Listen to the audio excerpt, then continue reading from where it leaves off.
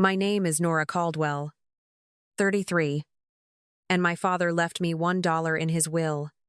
That was the exact line the attorney read out loud while the air in the boardroom turned heavy with the scent of polished wood and quiet humiliation. Victoria, my older sister, sat 2 chairs away, perfectly still except for the small upward curl at the corner of her mouth. My mother, Caroline, pressed a handkerchief to her lips as if grief could hide behind linen. I asked the lawyer if he was certain, and he replied that Richard Caldwell's will, signed and notarized in 2022, left every asset to Victoria, our family home in Brookline, the investment accounts, the vintage car collection, the paintings, even the vacation property on Cape Cod. I nodded as if I were reviewing an ordinary balance sheet. But inside something fractured. Victoria whispered that Dad must have had his reasons. And I answered that I was sure he did. The room exhaled when I stood to leave, as though they had been waiting for my absence all along. Back at the house, the one that now legally belonged to someone else, I walked through corridors that still carried his voice. Every photo on the walls featured Victoria the debutante gown, the engagement toast, the corporate award dinner, while my own milestones had vanished as neatly as my name from the will. In his study, the smell of cigar smoke clung to the curtains, and on the desk sat a silver frame holding his favorite picture of Victoria in college robes. When I lifted it, something slipped behind the frame and hit the floor. It was a folded piece of paper, yellowed at the edges, written in my father's meticulous handwriting. If she ever asks, tell her I never wanted another daughter. Beneath the sentence was his signature, dated the week I was born. The words blurred for a moment before settling like ash on my skin. I stood there holding that note, realizing it was the most direct thing he had ever said to me. Outside, traffic hummed on Beacon Street, oblivious to the tiny collapse of a family name. I placed the note back where I had found it, then changed my mind and slipped it into my pocket. When my mother called from the kitchen asking if I was staying for dinner, I said no. I had work to finish. She hesitated, then murmured that your father loved you in his own way. I almost laughed. In his own way had always meant nothing in mine. I walked past her without looking back, the folded note warm against my palm, driving home through the narrow Boston streets. I kept replaying the sound of the lawyer's voice announcing that single dollar.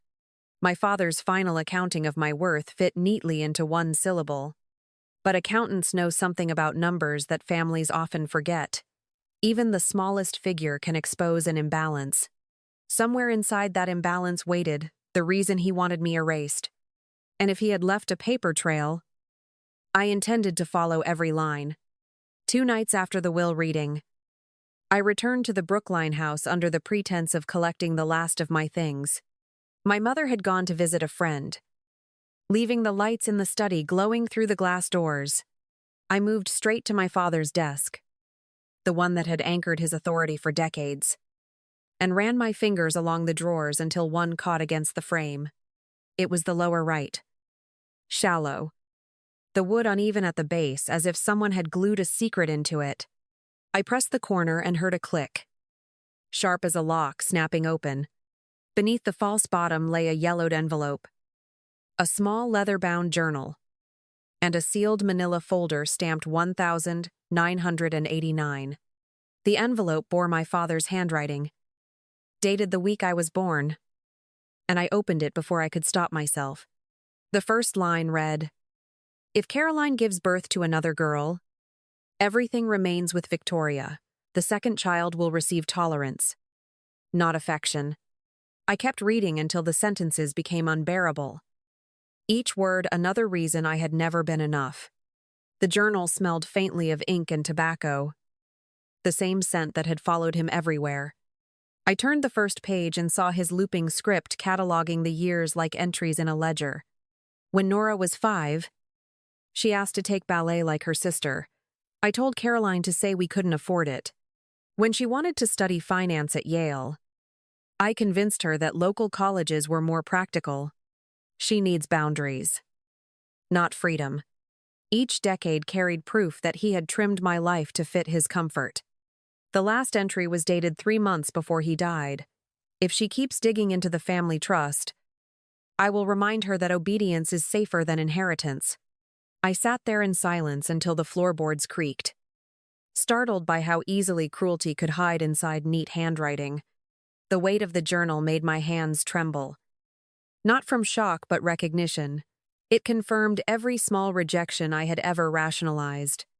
I gathered the papers into my bag, locked the desk behind me, and left the house before my mother's car appeared in the drive. Outside, the cold air carried the metallic scent of winter rain, and I realized the man I had mourned no longer existed. At home, I spread the documents across my dining table and dialed the number written at the back of the journal beside a single name, Helen. When she answered, her voice was low and steady. I introduced myself, and she said, "You sound like your father used to before he learned to lie." I told her what I had found and heard her sigh through the line. He destroyed a lot of things, but I always suspected he kept records. He couldn't help himself. I asked, "Records of what?" And she said, "Your grandfather's will, the one Richard claimed was lost." Action. The silence between us felt old and deliberate, as though it had been waiting 30 years to be broken. Helen asked me to meet her the next morning at a small diner near Cambridge, promising she would bring what little she had saved. Before hanging up, she added, "If you want the truth, you'll need to be ready for how ugly it is." I told her I had been living with ugly my whole life and would be there at 9. Then I looked at the journal again, the ink now smudged at the corners from my fingertips, and realized the story of my family had never been about money. It was a record of omission, a ledger of what love costs when someone decides you were never meant to receive it. The diner near Cambridge smelled of old coffee and rain-soaked wool.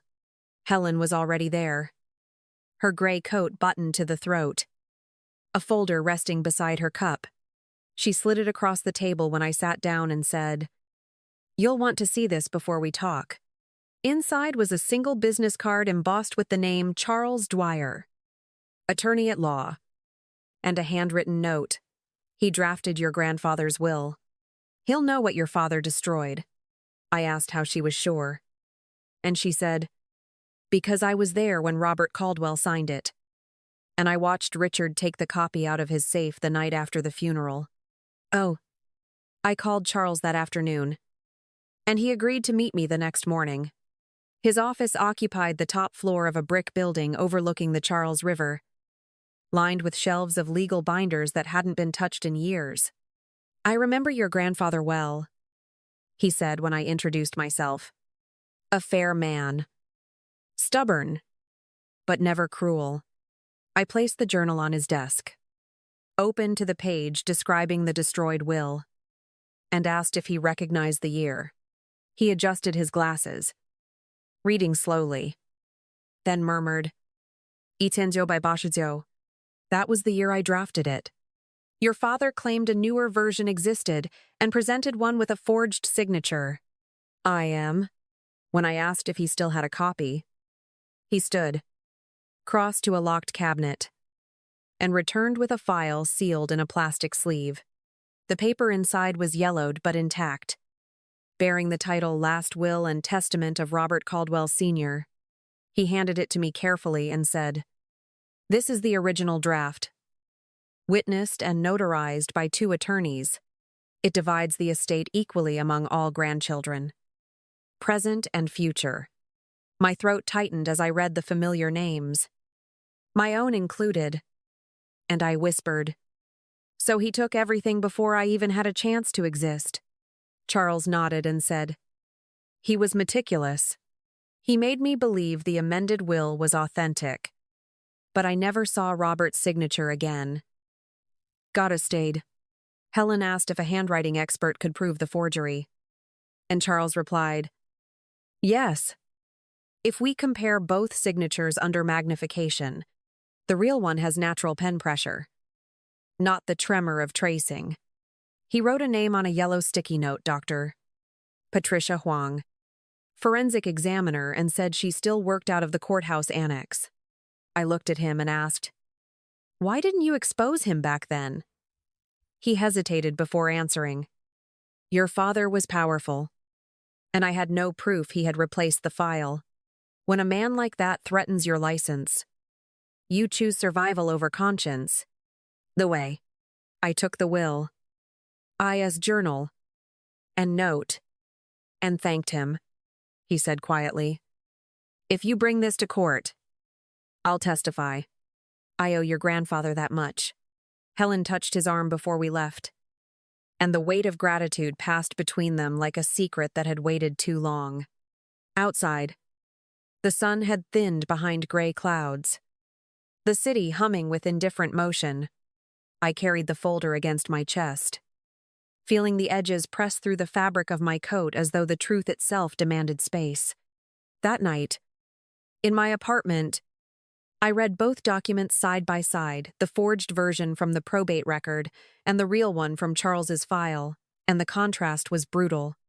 The strokes of my grandfather's signature curved with ease, while my father's imitation hesitated, shallow and deliberate. For the first time in my life, the proof of what he'd done didn't feel abstract. It was ink, pressure, and intent. And in that physical evidence, I finally saw the architecture of his deception, precise as any investment plan he had ever built, designed not for profit but for erasure. I sent the invitation on a Thursday, short and stripped of emotion, family meeting, Sunday at 2, Mom's house. By the time I arrived, the living room was crowded with familiar faces arranged like a jury. My mother sat on the couch, hands clasped in her lap, her eyes darting between me and the floor. Victoria stood near the window beside her husband, Greg, one arm folded across her chest as if she were bracing for weather.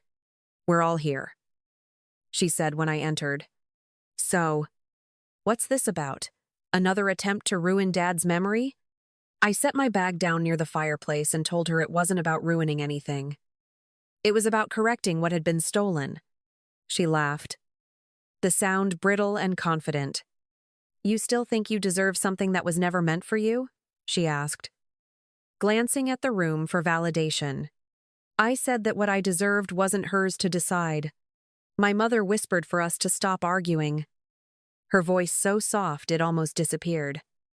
But no one listened. I reached into my bag and pulled out the yellowed envelope, the same one from the hidden drawer. "Before you accuse me of making things up, I'll let Dad speak for himself." The room stilled as I unfolded the paper and read aloud. "If Caroline gives birth to another girl, everything remains with Victoria. The second child will receive tolerance, not affection." Someone gasped. My mother covered her mouth, her eyes filling before she turned away. "That's not what it means," she murmured. But the room had already drawn its conclusion. Victoria took a step forward, color rising in her face. "You have no right to bring this here." He was sick. Maybe not in his right mind. I told her the letter was dated the week I was born, so he was in perfect health. "Just perfectly cruel," I said, sliding the leather journal beside the letter. "And here's 30 years of him writing it down." She stared at the cover, unwilling to touch it. I turned to the relatives gathered along the wall. He documented every decision meant to erase me where I went to school, the jobs I wasn't allowed to take, even the inheritance he rewrote. My mother whispered that it couldn't be true, but I answered that I had proof. From my bag, I drew the folder Charles Dwyer had given me, the original will of my grandfather. This was supposed to divide everything equally among all grandchildren, present and future. My name was included before I even existed. Dade. Greg's voice cut through the silence. "That's not possible. Richard's copy didn't mention you at all." I handed him the forensic report from Dr. Reyes. "Huang, The ink analysis clear on the first page.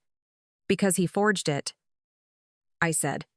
He copied his father's signature, replaced the notarized file, and told everyone the real one was lost. Greg looked at the report, then at his wife. You knew about this, didn't you? Victoria's jaw clenched. I didn't, but he interrupted. I found your emails. Victoria. You've known since 2018. 2. The room broke into noise questions. Accusations. The sound of old loyalties cracking. My mother called for calm, pleading that we discuss it privately. But I said we'd done enough pretending. You told me to respect the dead, I said, facing her. But respect isn't the same as silence. She began to cry, repeating that she'd been afraid of losing everything. I told her she already had. Victoria's voice rose again, sharp with panic. You can't do this to me. Nora, this family is mine.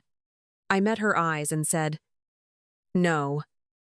Victoria, it's ours. You just convinced everyone I didn't belong in it. She turned to Greg. But he had stepped away from her. He said quietly, You let this happen. You let her believe she was nothing. She reached for him. But he didn't move. The sound of her sob echoed through the room like the closing of a door. I gathered the documents, stacked them neatly, and told them that Marcus would be filing the case in probate court by morning. No one spoke. My mother sat motionless, clutching the letter as if holding it could change the words written there. I walked to the doorway, the hush behind me heavy as dust. When Victoria shouted my name, I paused just long enough to answer without turning around. He wanted me invisible. I said, I think I've corrected that. Then I stepped outside, leaving the house full of silence, papers, and the truth they had spent a lifetime avoiding. 3 months later, the court issued its ruling without ceremony. The judge's statement was clear. My grandfather's original will would be reinstated, and the forged version nullified. The estate was to be divided equally among all grandchildren, present and future, exactly as Robert Caldwell had intended. Marcus sent me a short message that afternoon. It's done, and for the first time in months, I felt the quiet weight of something ending without bitterness. When I met my mother outside the courthouse, she looked smaller, stripped of the careful poise she had carried for years. I listened from the hallway. She said, her voice raw. I told her I knew. She asked if I could ever forgive her, and I said forgiveness wasn't something I could hand over like property. Then what do you want from me? She whispered. And I answered, just honesty. For once. She nodded and said she would try. The weeks that followed were a strange kind of stillness. I used my share of the inheritance to pay my debts and put a down payment on a small apartment overlooking the Charles River. When Helen visited, she placed a bottle of red wine on the counter and said, Your grandfather would have liked this view. I told her I finally understood why he had chosen equality over legacy. And she smiled without replying. We started having dinner every Sunday. And for the first time, family didn't feel like a performance. Victoria didn't attend the hearings after the verdict. Greg filed for divorce quietly. And when I saw her name in the papers months later, it was attached to a modest PR firm she had started in New York. She sent a card on my birthday that read, I'm learning how to live without being first. I kept it tucked inside my father's journal. Not as forgiveness, but as acknowledgement that she had finally seen what I'd seen all my life. My mother and I met once a week at a cafe near Beacon Hill, where conversation moved awkwardly but truthfully. You remind me of him, she said one morning. But in all the ways I wish he had been, doubted. By spring, the apartment was filled with light. I kept the court documents in a drawer I rarely opened, their presence no longer heavy. When Helen asked if I felt at peace, I said I didn't know if peace was the right word. but I no longer felt erased. I had learned that survival isn't loud. Sometimes it's just the steady act of staying visible. As the river outside shifted with the tide, I realized the family name no longer defined me. What mattered was that I had chosen to keep my own. Thank you for staying with me until the final moment of this story. If something in these words echoed your own silence, I hope it reminded you that healing is still possible. Share this with someone who needs that reminder. And subscribe if you'd like to walk through the next story with me.